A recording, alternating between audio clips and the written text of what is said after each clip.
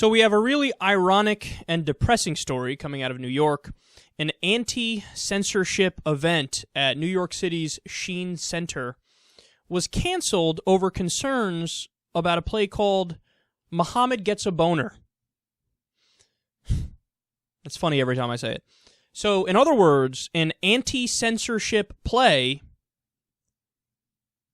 was censored.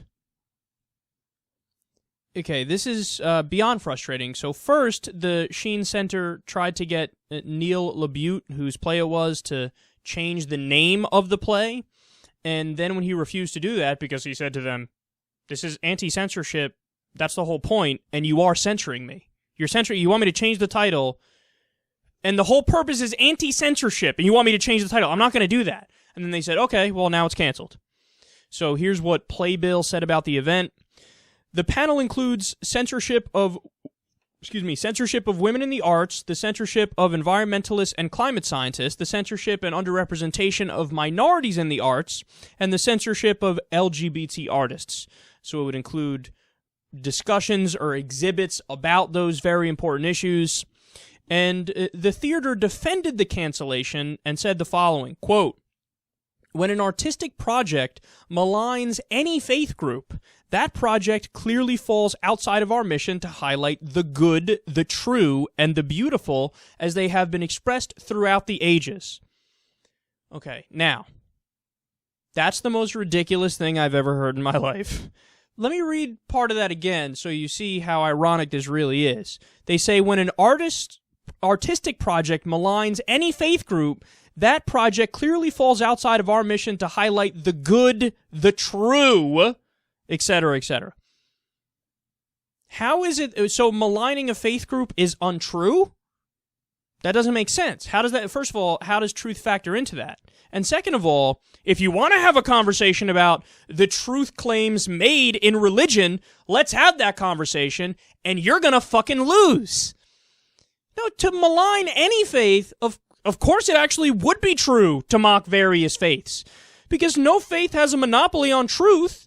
So why wouldn't you be able to mock the aspects of faith that are absolutely ridiculous? Why can't you mock Xenu? Why can't you mock the magic underwear in Mormonism? Why can't you mock the fact that in Catholicism you have grown-ass men walking around wearing dresses and ornate, absurd hats right before they diddle little boys in the butthole? But I digress. Why can't you mock that? Why can't you discuss the irony of the fact that Muslim fundamentalists, people like ISIS and Al-Qaeda, they claim to be the most moral people in the world as they're cutting off the heads of Christians in the Middle East? How can we not malign faith if faith is responsible for things of that nature all the time? Now, I get it. I'm not saying every aspect of every faith is wrong. Of course not. There's aspects of Buddhism that probably lead people to live a happier life. There's aspects of Islam that are fantastic, like they're anti-racism and they're really pro-charity. There's aspects of Christianity and Judaism that also are good, and clearly sometimes religion drives people to do good things. But also, it's undeniable that the opposite is true. And when the opposite is true, why not mock away? Mocking in those scenarios would highlight something that's true. If you mock the fact that you can't draw a cartoon of Muhammad, if you mock that aspect of Islam, it's good to mock that aspect of Islam, because that aspect is fucking ridiculous. And you are standing up for liberal values and freedom of speech, and in the U.S. at least, the Constitution, when you do something like that and when you put on an artistic showing like that. So, I hate the fact that people think, they think they're being more liberal by canceling this event. And that's what really frustrates me.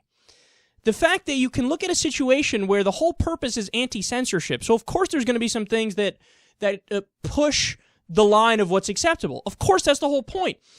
That people can look at that and say, by shutting it down, we have emerged as the most progressive and the most liberal in the conversation. No, you emerge as the most conservative, the most right-wing, the most fascist in the conversation. Because censoring people and shutting things down because you don't agree with it, that's part and parcel of fascistic ideology, right-wing ideology, ultra-right-wing ideology. Only in the most right-wing of countries and amongst the most right-wing political parties do you have, this casual acceptance of shutting people the fuck up if they don't agree with you on everything. So it's ridiculous, and it really gets under my skin if you can't tell, because you would think that some people who were responsible for making this decision would be smart enough to see how ironic and stupid their decision really was.